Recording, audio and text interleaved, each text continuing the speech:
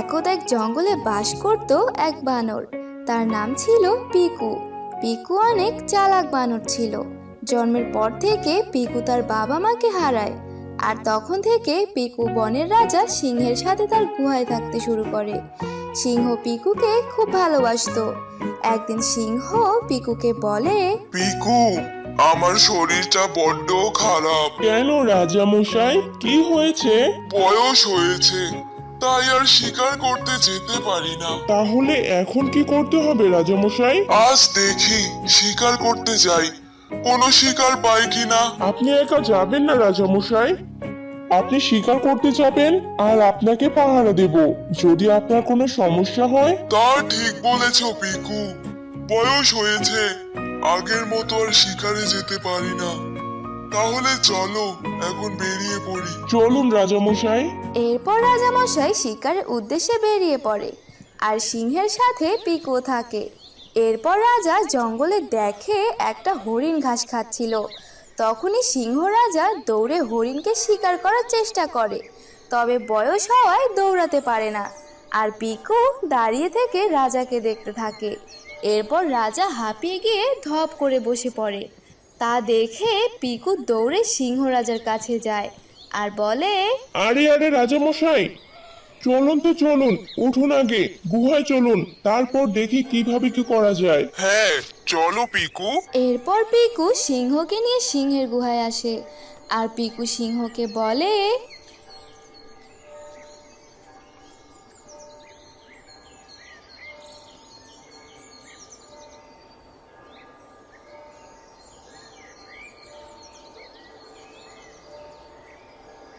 আপনাকে আর শিকারে যেতে হবে না। শিকারে না গেলে আমি খাবো কি, বাঁচবো কিভাবে? তা নিয়ে আপনাকে চিন্তা করতে হবে না, আপনি গুহাতেই শুয়ে থাকুন, যা করার আমি করছি।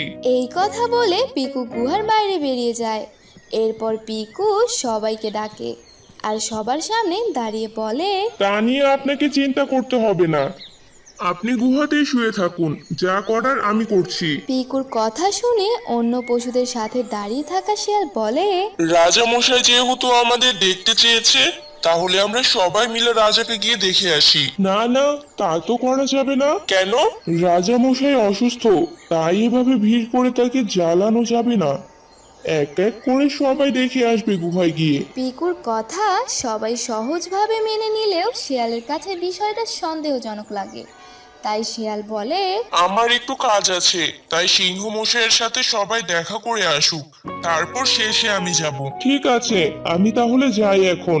তোমরা এক এক করে প্রতিদিন সিংহকে দেখতে এসো। এরপর পিকু সেখান থেকে সিংহের গর্তে চলে যায়। পিকুর কথা মতো প্রতিদিন এক এক করে পশু পাখিরা সিংহের কাছে যায়।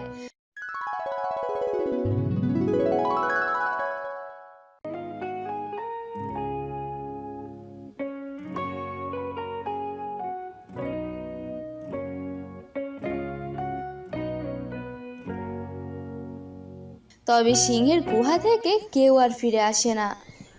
এরপর একদিন পিকু জঙ্গলে কলা খাওয়ার জন্য বের হয়। তখনই শিয়াল তাকে বলে, কি ব্যাপার পিকু ভাই, সিংহকে যারা যারা দেখতে গেছে তারা আর গুহা থেকে কেন ফিরে আসেনি? রাজা অনেক অসুস্থ, আর সিংহ রাজাকে সবাই অনেক ভালোবাসে, তাই তাকে অসুস্থ রেখে কেউ আসতে চাইছে না। পর পিকু সেখান থেকে চলে যায়। আর শিয়াল বলে, এই পিকুর কথা আমি কিছুতেই বিশ্বাস করি না। আমি নিজেই যাব সিংহের গুহায়, আর দেখব সেখানে কি এমন ঘটছে। এরপর শিয়াল তখনই যায় সিংহের গুহায় আর লুকিয়ে থেকে দেখে সিংহ শুয়ে ঘুমাচ্ছে। আর সিংহের গুহার চারিপাশে মৃত পশুদের হাড় পড়ে আছে। ওহ, তাহলে এই ব্যাপার, আমি তো জোর বাঁচা বেঁচে গেছি। যাই হোক, সবাইকে বলি যেন আর এই সিংহকে দেখতে কেউ না আসে। কেউ না আসলে সিংহ না খেতে পেয়ে এমনিতেই মরে যাবে। যেমন কথা তেমন কাজ। শিয়াল গিয়ে জঙ্গলের সবাইকেই সবকিছু বলে দেয়। আর এদিকে পিকু গুহাতে যায়। সিংহ পিকুকে বলে, আমার খুব খিদে পেয়েছে, আজকেও আমার সাথে দেখা করতে এলো না কেন? দাঁড়ান রাজা মশাই, আমি বিষয়টা দেখছি।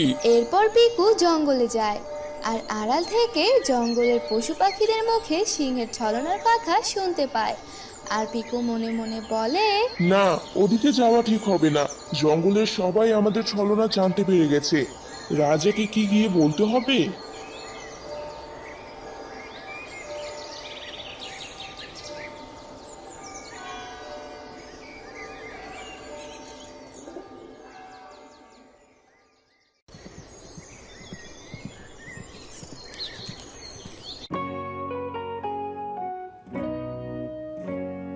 এরপর পিকু গুহায় এসে রাজাকে সব বলে।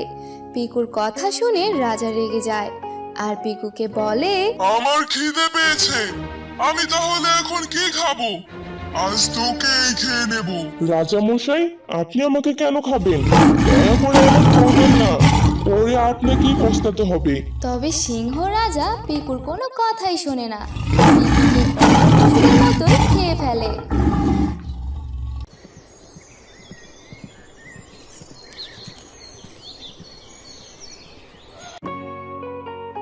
পিকুকে খাওয়ার পরে সিংহকে খাবার জোগাড় করে দেওয়ার মতো কেউ থাকে না।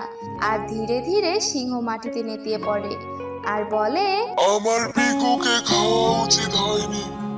ও থাকলে আমার কোনো না কোনো ভাবে খাবার এনে দিত, তাহলে আমায় আর এভাবে না খেয়ে জীবন দিতে হতো না। এরপর সিংহ মারা যায়। একদা এক বনে নানান রকম পশু পাখি বাস করত। তবে বনের দুই দল পশু পাখি বাস করত। বনের অর্ধেক অংশে অধিকার বিস্তার করত ড্রাগনের দল, আর বনের বাকি অর্ধেক অংশে অধিকার বিস্তার করত বনের বাকি সব পশু পাখি। ড্রাগনের দলের এক ড্রাগন রাজা ছিল, আর বনের বাকি অংশের রাজা ছিল সিংহ। সিংহের সেনাপতি হলো একটি বানর। একদিন বানর সেনাপতি সিংহকে বলে, রাজা মশাই, একটা আর্জি ছিল আপনার কাছে। সিংহ রাজা তখন তার গুহায় বসেছিল। বানর সেনাপতির কথা শুনে সিংহ বলে, কি আরজি? বলো তো মন্ত্রী শুনি। আমাদের বনের অর্ধেক অংশে পশু পাখি তো বেড়েই চলেছে। এই অর্ধেক বনে আমাদের জায়গা তো হবে না। ওই বাকি অংশ তো ড্রাগনরা দখল করে ফেলেছে, তাহলে কি করব এখন? উপায় একটি আছে রাজা মশাই। উপায়? কিসের উপায়? আমাদের যুদ্ধ করে হলেও এই ড্রাগনদের কাছ থেকে বাকি অংশটা কেড়ে নিতে হবে। কিন্তু ওই ড্রাগন গুলো তো অনেক শক্তিশালী, ওরা তো মুখ দিয়ে আগুন বের করতে পারে। তাও ঠিক, চিন্তার বিষয়। এ কথা বলে বানর গভীর চিন্তায় মগ্ন হয়ে যায় আর বলে, রাজা মশাই, একটা বুদ্ধি পেয়েছি। কি বুদ্ধি পেয়েছো? বলো সেনাপতি। আমাদের হাতি ভাইদের একটা কাজ দেব। কি কাজ? হ্যাঁ, ঠিক বলেছো। তাহলে যাও সেনাপতি, তুমি আমাদের বনের সকলকে প্রস্তুত হতে বলো। আমরা সবাই ড্রাগনদের ওখানে গিয়ে আক্রমণ চালাবো। ঠিক আছে, আমি তাহলে গেলাম। আমাদের সব সাথীদের যুদ্ধে যাওয়ার জন্য প্রস্তুতি নিতে বলি। আচ্ছা, যাও তাহলে। এরপর সেনাপতি বানর তাদের অংশের মধ্যে যতগুলো পশু পাখি আছে সকলকে যুদ্ধের জন্য প্রস্তুতি নিতে বলে, আর হাতিদেরকেও সব বুঝিয়ে বলে। এরপর সবার যুদ্ধের প্রস্তুতি নেওয়া শেষ হলে সিংহ তার গুহায় বসে পাশে থাকা সেনাপতি বানরকে বলে, সেনাপতি, তুমি তাড়াতাড়ি সবাইকে নিয়ে আমার সাথে ড্রাগনদের ওখানে চলো। আমি এখনই ওদের ওখানে আক্রমণ করব। ঠিক আছে রাজা মশাই। এরপর বানর তাদের অংশে যতগুলো পশু পাখি বাস করত তাদের সবাইকে ও সিংহ রাজাকে সাথে নিয়ে ড্রাগনদের অংশে চলে যায়।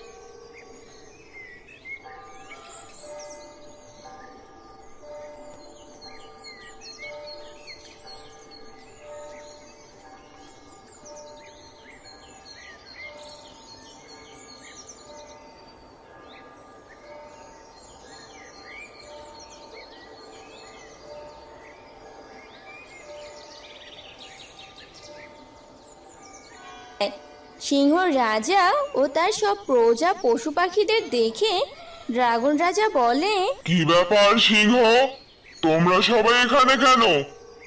এত বড় সাহস তোমাদের কে দিয়েছে? আজ তোদের কাউকে আমরা ছাড়বো না, ড্রাগনের দল। আমার জায়গায় দাঁড়িয়ে আমাকেই হুমকি। আজ দেখ তোদের সবার কি অবস্থা করি আমরা সবাই মিলে। তুমি জানো সিংহ, তুমি আমাদের সাথে পেরে উঠবে না। দেখা যাবে কে কার সাথে পেরে ওঠে। এভাবে কথা হতে হতেই ড্রাগন অনেক রেগে যায় আর সাথে থাকা সমস্ত ড্রাগনদের সিংহের উপরে আক্রমণ চালাতে বলে। হাতিরা, তোমরা সবাই তোমাদের সুরে নিয়ে আসা পানি আগুনের দিকে ছুটতে থাকো।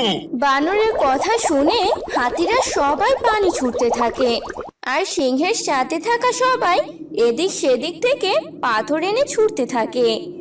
তারপর কিছুক্ষণের মধ্যে যখন হাতিদের পানি শেষ হয়ে যায় তখন ড্রাগন রাজা বলে, এতটুকুতেই তোমাদের ক্ষমতা শেষ? তোরা থাম আর আগুন ছড়িস না। দেখ ওরা কত অসহায়। হা হা হা। সিংহ রাজা মশাই, আপনি বরং এক কাজ করুন। কি কাজ? আমরা ঝগড়া না করে সবাই তো একসাথে থাকতে পারি, তাহলেই তো আমাদের কোনো সমস্যা থাকবে না। বানরের কথা বুঝতে পেরে সিংহ রাজা ড্রাগন রাজাকে সব বুঝিয়ে বলে। তা শুনে ড্রাগন রাজা বলে, তোমরা ঠিক বলেছ, একসাথে থাকলে আমাদের আর ঝগড়া হবে না আর সবাই শান্তিতে থাকতে পারবো। এভাবেই ড্রাগন রাজা ও সিংহ রাজা তাদের মধ্যে সব শত্রুতা শেষ করে পুরো বনে শান্তিতে বসবাস করতে শুরু করে।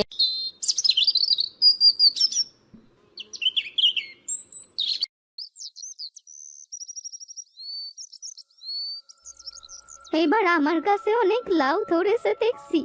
যাক, ভালোই হলো। এবার লাউগুলো বিক্রি করে ঘরের সালাটা সারানো যাবে। যাই, এখন ঘরে যাই।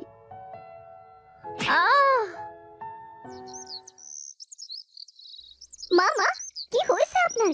এইভাবে পড়ে গেলেন কিভাবে? ওঠো ঠাকুমা, ওঠো। আমি যে উঠতে পারছি না রে বাপু, আমাকে একটু ধরে উঠাও। বৌমা, আমার এই কি হলো? হায় হায় হায় হায়। এই জুতি, ধর ধর, তোর ঠাকুমাকে ধরে ঘরে নিয়ে যাই।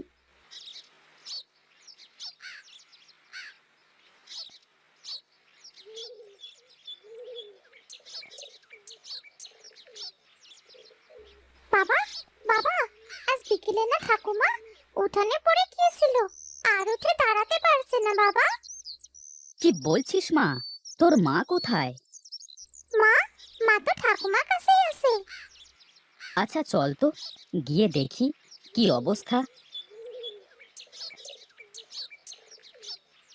হগু, হগু, তুমি এসেছো? দেখো না, দেখো না, মায়ের শরীরটা কত খারাপ হয়ে গেছে। এমন অবস্থা হয়েছে আর আমাকে তুমি আগে থেকে খবর দিতে পারোনি? ভাবলাম পড়ে গেছে, একটু স্যাক দিলে হয়তো ভালো হয়েছে তো। আচ্ছা তুমি থাকো, আমি ডাক্তার ডেকে নিয়ে আসছি। যাও যাও, তাড়াতাড়ি যাও। জুতি দাদু ভাই, আমার কাছে আয়। হ্যাঁ ঠাকুমা, বলো। তোর বাবাকে বল সুজয়কে খবর দিতে। ঠাকুমা, বাবা তো ডাক্তার ডাকতে গেছে। ও আচ্ছা।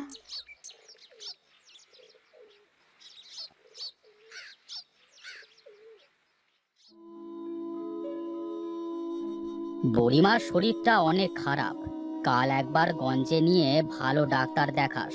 আর আমি কিছু ওষুধ দিয়ে গেলাম, এই ওষুধগুলো খাইয়ে দেখ কি হয়। ডাক্তারবাবু, মায়ের কি হয়েছে? ঠিক বলতে পারছি না, এই জন্য তোকে বলছি কালকে বড় ডাক্তারের কাছে একবার দেখিয়ে নিয়ে আসিস। এই ধর, এই ওষুধগুলো আজ রাতের মতো খাওয়া।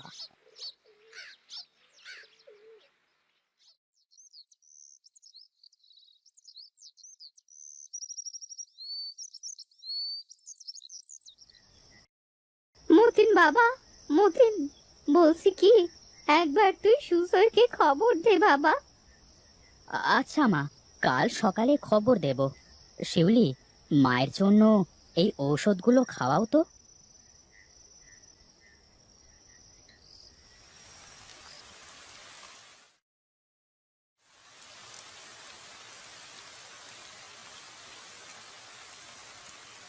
সুজয়, সুজয়, বাড়িতে আছিস? আরে মতিন দাদা যে, তা এই বৃষ্টির মধ্যে? আরে উপরে এসে বসো। আমি বসতে আসি নাই সুজয়, মায়ের শরীরটা ভালো না, তাই মা তোকে ডেকে পাঠিয়েছে। কি হয়েছে মাসিমার? কালকে উঠানে পড়ে গিয়ে কোমরে ব্যথা পেয়েছে রে। রাতে নিতাই ডাক্তারকে ডেকে নিয়ে এসেছিলাম, কিন্তু সে বলেছে গঞ্জের ডাক্তার দেখাতে। সুজয় দাদা, সুজয় দাদা, সর্বনাশ হয়ে গেছে। কি কি হয়েছে রে হারুন? আমাদের গঞ্জে যাওয়ার সেতুটা ভেঙে গেছে। বলিস কি রে হারুন, এ তো অনেক বড় বিপদ। ওই সেতু ছাড়া যে গঞ্জে যাওয়ার কোনো রাস্তা নেই। এখন কি হবে রে সুজয়? মায়ের শরীরটা তো ভালো না। আচ্ছা হারুন, চল তো, মতিন দাদার মায়ের শরীরটা ভালো না, একবার দেখে আসি, তারপর একটা ব্যবস্থা করব।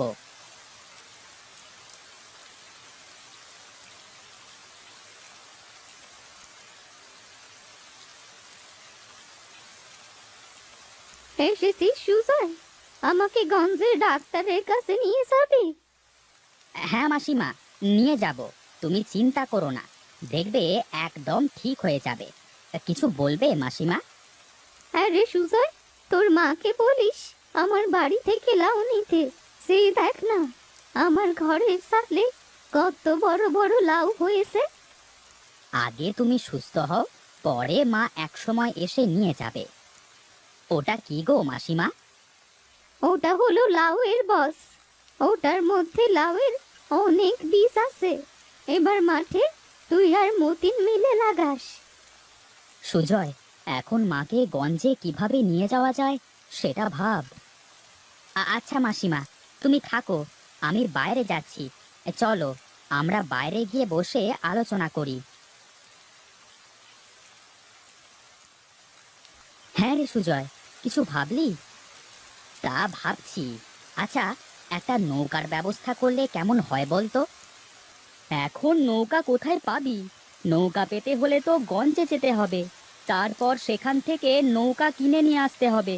আর জলের যা স্রোত, তাতে নদী সাঁতরে পার হওয়া একেবারে অসম্ভব। হ্যাঁ সুজয়, ও ঠিকই বলেছে। বৃষ্টিটা তো ঠেকেছে, চল একবার সেতুটার কাছে যাই, গিয়ে দেখি কোনো ব্যবস্থা করা যায় কিনা।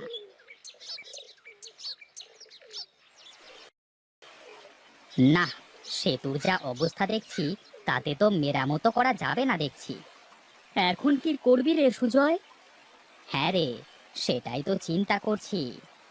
আচ্ছা, আমরা যদি একটা ভেলা তৈরি করি তাহলে কেমন হয়?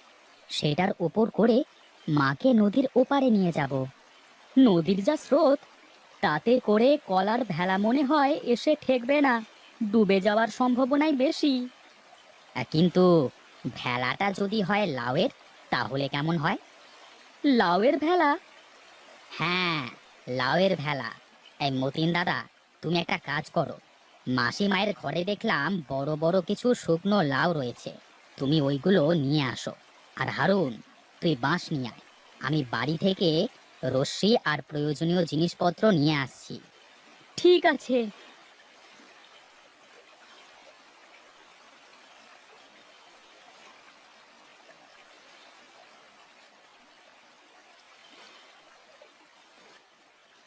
এসেছো তোমরা? নাও, কাজ শুরু করে দাও। লাউগুলো সুন্দর করে নৌকার মতো করে কাটতে হবে, সাবধানে কাটতে হবে যাতে ভেঙে না যায়। ঠিক আছে, চিন্তা করিস না, আমি ঠিক পারবো। বাহ, দারুণ ভেলা হয়েছে রে সুজয়। এখন এর মধ্যে 4 জন ঠিক নদী পার হয়ে যাবে। হ্যাঁ দাদা, দুই পাশে ড্রামও বেঁধে দিয়েছি, ডুবে যাওয়ার কোনো ভয় নেই। হ্যাঁ রে সুজয়, তোর বুদ্ধি আছে বলতে হবে। আমি বাড়িতে যাই আর মাকে নিয়ে আসি, তোরা এখানে থাক রে সুজয়। দাঁড়াও, আগে আমরা এটার উপর উঠে দেখি কেমন চলে। এই চলে রে হারুন। ভয়ের কিছু নেই রে, এ তো দেখছি নৌকার মতো হয়ে গেছে, কেউ ভয় পাবে না। হ্যাঁ, এবার চল, এই মাসিমাকে গঞ্জের ডাক্তারের কাছে নিয়ে যেতে হবে।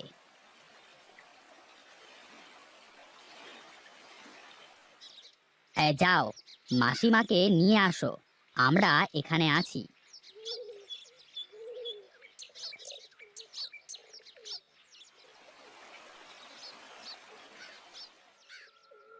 ভয়ের কিছু নেই। আপনার মায়ের পায়ে একটু সমস্যা হয়েছে, কিছুদিন বিশ্রাম নিলে সব ঠিক হয়ে যাবে। সুজয়, আজ তোর জন্যই আমি দাঁড়িয়ে আছি। হ্যাঁ মাসিমা, এইসব কি বলছেন? লাউয়ের যে ভেলা হয়, বাপের জন্মেও তা জানতাম না রে, সেই ভেলাতেও উঠলাম। তোর লাউয়ের ভেলার কারণে গ্রামের সকলের উপকার হচ্ছে।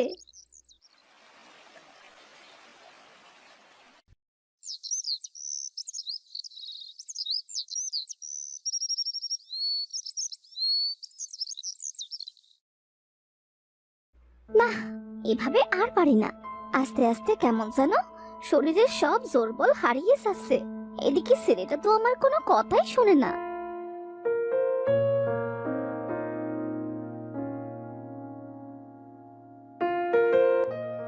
বাবা রইস, অনেক তো বেলা হয়ে গেছে, ওঠ বাবা, উঠে পড়। আরে ধ্যার, এই সকাল সকাল আর জ্বালিও না তো মা, একটু শান্তিতে ঘুমাতে দাও। পোড়া কপাল আমার, মিনসে মরে গিয়ে তো বেঁচে গেছে, আর আমি আমি যে কবে মরবো। এই সাত সকালে কি শুরু করলে মা তুমি? কি করব আমি? আমার তো বয়স হয়েছে নাকি, শরীরে আগের মতো জোর বল পাই না। তোমার তো এখন এত কাজ করবার দরকার নেই, তুমি শুয়ে বসে থাকো। আমি যদি ঘরে শুয়ে বসে থাকি, তাহলে তোর ভাত কে রান্না করে খাওয়াবে শুনি? আমার আর তোমার জন্য রান্না আমি নিজেই করতে পারবো মা, তুমি বিশ্রাম করো। কত করে বলছি, একটা ভালো মেয়ে দেখে বিয়ে কর। একা একা এ বাড়িতে আমার আর ভালো লাগছে না। তুমি আছো আমার বিয়ে দেওয়া নিয়ে, আমার বউ আসবার পর যদি সে তোমাকে দেখতে না পারে? ও নিয়ে তোর ভাবতে হবে না, তুই শুধু বিয়েটা কর। তোমার এই বকবকানি বন্ধ করো, আমি হাত মুখ ধুতে যাচ্ছি, তুমি আমার জন্য খাবার দাও। কবে যে আমার পাগলাটার একটু বুদ্ধি হবে।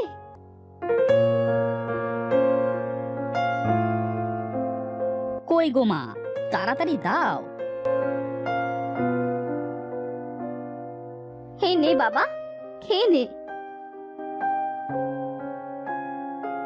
বুঝেছো মা, বাজারে মিষ্টির চাহিদা তেমন একটা নেই, ব্যবসার পরিস্থিতি ভালো না। আমি বলি কি, তুই মিষ্টির ব্যবসা বন্ধ করে দে বাবা। কি বলো মা, এই ব্যবসা আমার বাপ দাদা করে গেছে, আর এই ব্যবসা আমি ছেড়ে দেব? তুই তো আমার কোনো কথাই শুনবি না, তোর যা ভালো মনে হয় তাই করগে। আমি চললাম মা, যাই, গিয়ে দোকানটা খুলি। ঠিক আছে বাবা, সাবধানে যাস।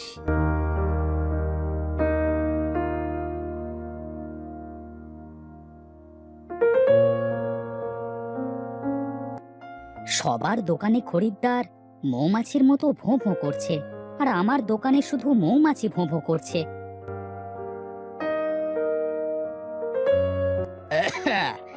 কি মশাই, তোমার দোকানে একটাও কাস্টমার নেই যে? তোমার মিষ্টি বোধহয় ভালো না।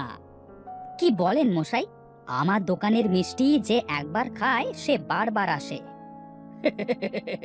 একটাও খরিদ্দার দেখলাম না, এই জন্য বললাম আর কি। আসলে এইমাত্র এসে দোকান খুললাম তো, দেখবেন কিছুক্ষণের মধ্যেই কেমন লোকজন ভরে যাবে দোকান। তাহলে তো ভালোই। হ্যাঁ, তা বলেন আপনার কি মিষ্টি লাগবে?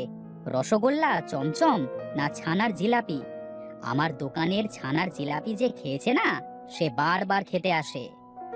না না, আমার এখন কোনো মিষ্টি লাগবে না। ধুর মশাই, দিলেন তো সাত সকাল সকাল মেজাজটা গরম করে। আহা, রাগ করো কেন?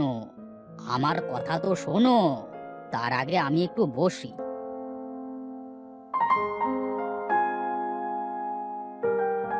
সামনে আমার মেয়ের বিয়ে, বুঝলে, তা অনেক মিষ্টির অর্ডার দিতে হবে। ও আচ্ছা, এই কথা আগে বলবেন তো। তা কি মিষ্টি লাগবে আপনার মশাই?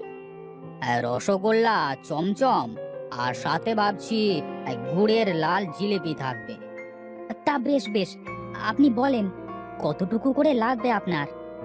হ্যাঁ, বলছি বলছি, তার আগে বলে রাখি, আমার কিন্তু লাল জিলিপি লাগবেই লাগবে, আর স্বাদটা যেন সুন্দর হয়। ও নিয়ে আপনি চিন্তা করবেন না মশাই। এই নেন, এখন আপনি আমার দোকানের একটা বড় রসগোল্লা খেয়ে দেখেন। বাহ, সেই স্বাদ তো! এ যেন অমৃত খেলাম। হ্যাঁ মশাই, তো বললাম কি, আমার নাম রইচ। আমার দোকানের মিষ্টি যদি কেউ একবার খায়, সে আবারও খেতে চাইবে। হ্যাঁ হ্যাঁ, বুঝেছি বুঝেছি। তাহলে ওই কথাই রইলো, কেমন? এই নাও, এই তোমাকে কিছু টাকা অ্যাডভান্স দিলাম।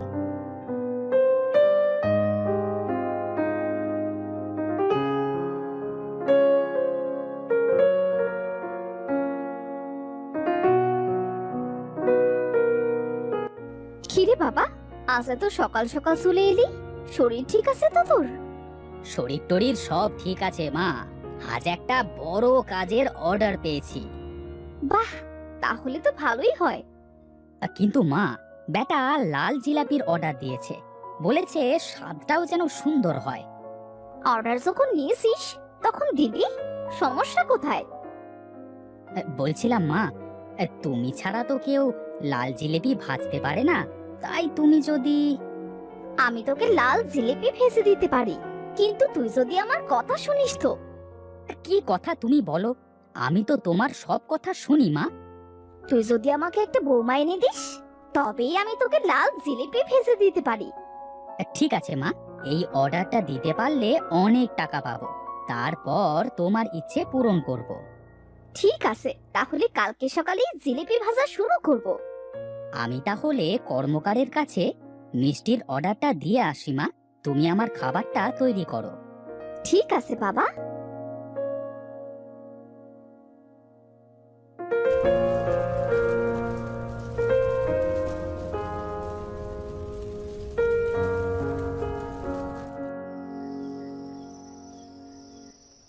রোজ, খেতে আয় বাবা। কাল কিন্তু সকাল সকাল কাজটা শুরু করতে হবে মা। ঠিক আছে, নে তুই এখন খেয়ে নে তো দেখি।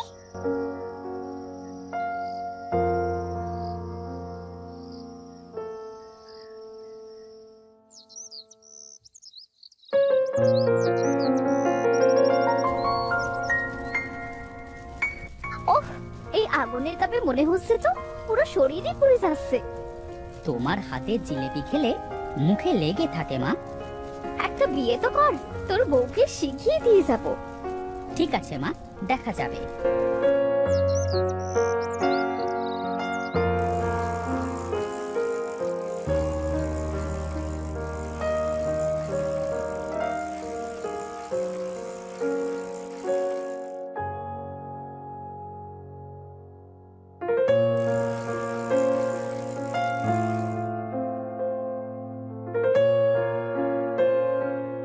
আমাকে 5 টাকার জিলিপি দেন তো।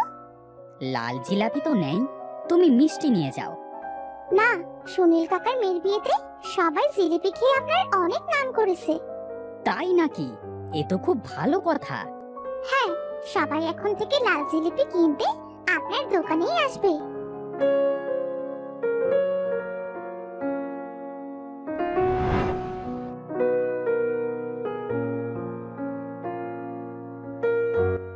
না, কাল থেকে আমাকে লাল জিলাপির দোকানই দিতে হবে।